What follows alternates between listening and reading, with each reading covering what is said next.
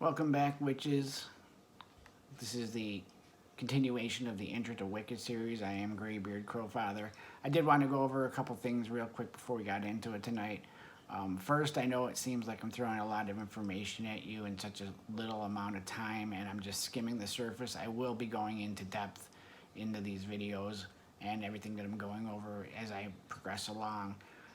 Also, sorry for the lack of any flashy titles or video or music or introductions or anything like that. I'm working on that. I'll get to that. So once I have more time, I'll create an intro and put it on these videos and kind of tidy it up a little bit. So that being said, let's start. The first thing I'd like to do is go over the Sabbats, the 8 days of power.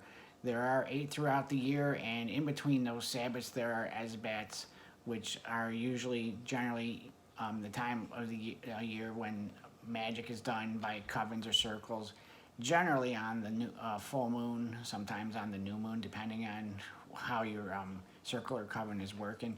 I'm not going to get into the Esbats right now. I'm going to stick to the 8 days of power. The first day is Yule, which is the winter solstice, generally falls between December 20th and 23rd. That is the shortest day of the year and the longest night of the year, and it's at this point in time when the goddess gives birth to the god. It's a time when we actually celebrate the fact that from this point forward that the days are going to start getting longer and longer, and again we'll go into depth of Yule down the road in another video. Next up is Imbolc, February 3rd. This is the point in time when the goddess is recovering from giving birth to the god. Start seeing signs of spring, the very first signs, flowers, very early flowers, leaves possibly starting to bloom. Usually, depending on where you're at in the world, it may be a lot less, it may be a little more.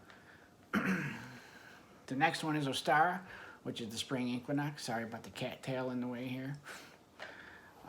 That's usually March 20th to the 23rd. This point in time, the goddess is getting stronger and stronger, and the god is starting to develop into a young man, gaining in his strength. The earth is definitely getting more and more recovered from the winter as more signs of spring come along, and vegetation starts to grow. The next Sabbath is Beltane, May 1st. This is the point where the god matures from a young man into an adult. The goddess and the god become lovers, and she gets impregnated at this point in time. The day is mostly celebrated on May 1st. Some that tend to celebrate it on April 30th. It all depends on how you were taught, and I consider it May 1st all the time. Again, we'll go deeper into Beltane as we continue this series along, because there is a lot involved in these Sabbats, and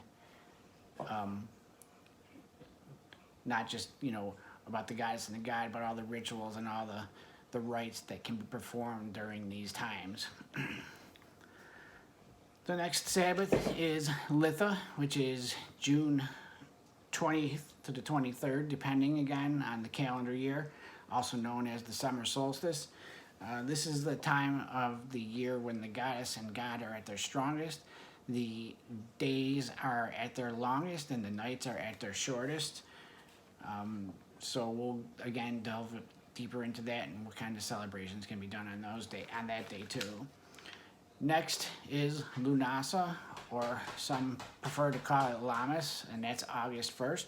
This is the first harvest, and it's at this point when the goddess notices that the god is starting to die, also that the goddess is pregnant at this time with the god's child. Next on the list is Mabon, which is usually September 20th to the 23rd. This is, again, depending on the calendar, and it's also known as the autumn equinox. And this is the second harvest, at which point you would start to put your stores away, villages, and people would make sure that they had enough to survive through the winter. The goddess is definitely noting that the god is dying at this point, and there's nothing that she can do. She is still currently pregnant and knows that the god's time is short. The last of the Sabbats is Samhain, which is October 31st, also known as Halloween or All Hallows Eve, and it is at this point in time in the calendar year, or the wheel of the year, that the god does actually die. And also, it is that point in time of the year when the veil between the living and the dead is at its thinnest. And quickly going into a bit about what's done is a lot of people tend to celebrate, and they contact or work with their deceased relatives or spirits of past loved ones. Again, this is something that I'll go into detail in another video coming down the road. Probably in 2 weeks, I'm thinking, because Samhain is coming up, and I kind of would like to see if people were interested in actually doing their own personal ritual for Samhain.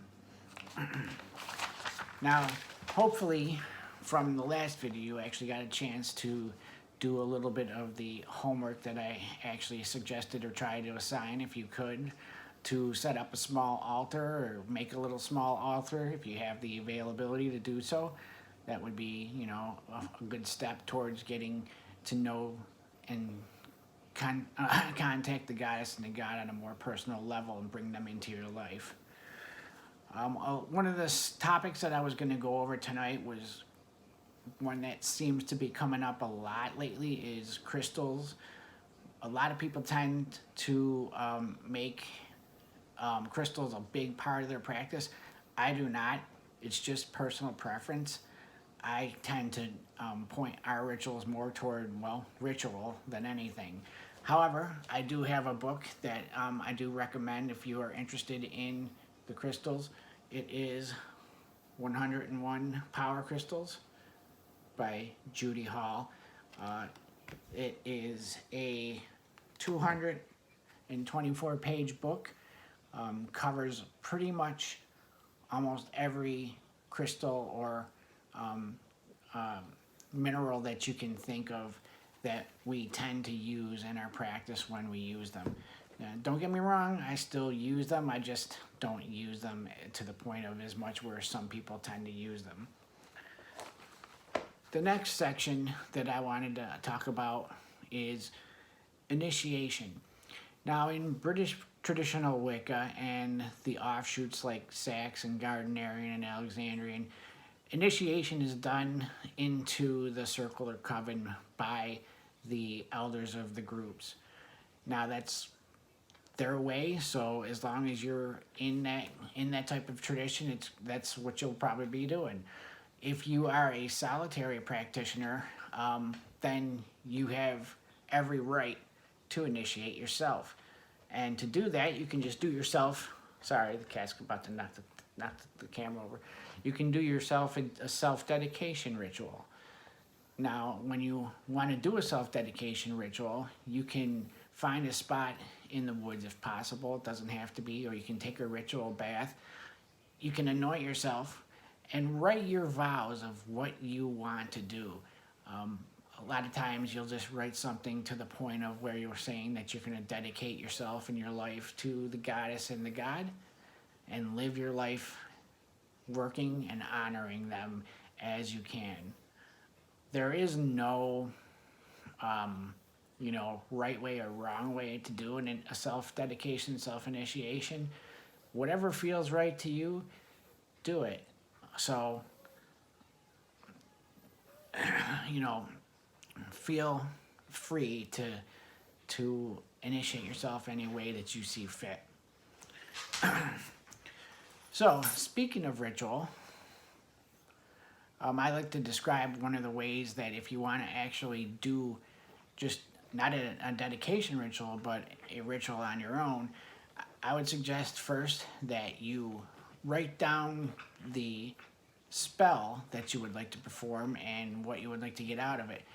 Now remember, a lot of times when it comes down to when people want to do like love spells, it's not gonna work the way you think it's gonna work. It may actually be worse for you if you try doing a love spell, because what you put out there's going to come back times three, and it's just not what you think it's going to be. So write yourself your little ritual of what you want to accomplish, and then go through the steps as follows, just to try this out. And this will be actually leading me up to your homework. So write out your spell. Find yourself and create a sacred space if you can. It can be done for just this one time, or it can be your permanent sacred space. Once you have your sacred space set, sit and ground yourself. Feel the power of the energy of the earth coming up through your body, and make that connection with the goddess and the god as that power flows through you. Ground yourself, make yourself, get rid of all that tension and negativity.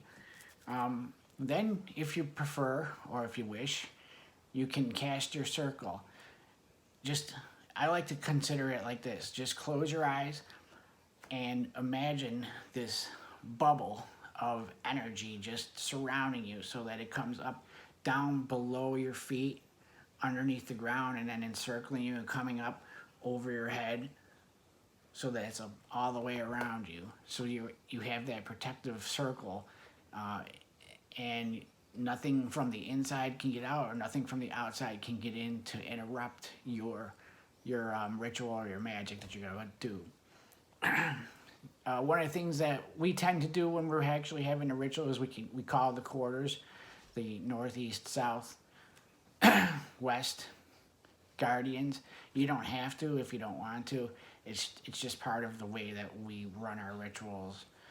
If you can find a good way to do it, go ahead and do so. If you don't want to, don't worry about it. Once you actually have your circle cast, then go ahead, perform your ritual. You can use candles if you wish, if you have the ability to do so. If you don't worry about it. If you're worried about a fire hazard or anything like that, don't worry. Just work without them. They're not necessary. They do actually lend a little bit of extra to that ritual, in my opinion. But again, that's just my opinion, and that's totally up to you. Once you finish up your ritual, you can go ahead and release the circle. Again, feel that energy bubble just kind of dissipating away and down around you. Thank the goddess and the god for lending you their right and power for the right. And then if you did call the quarters, you can dismiss them. If you didn't, then don't worry about it. Then you can just go on about your day.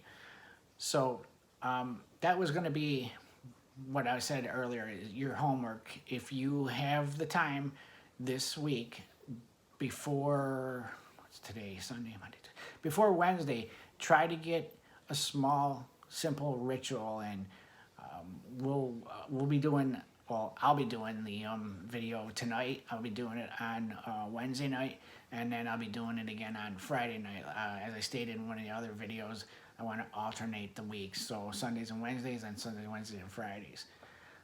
What I'm going to do next is let people know on Reddit. I'm going to put like a poll up, because I do have an actual subreddit for this video series. After I get through a couple more topics, I'm going to put a poll up and see who would prefer as far as what to learn. So, last thing I have to say is Wicca is a nature-based religion. Without nature, it's nothing.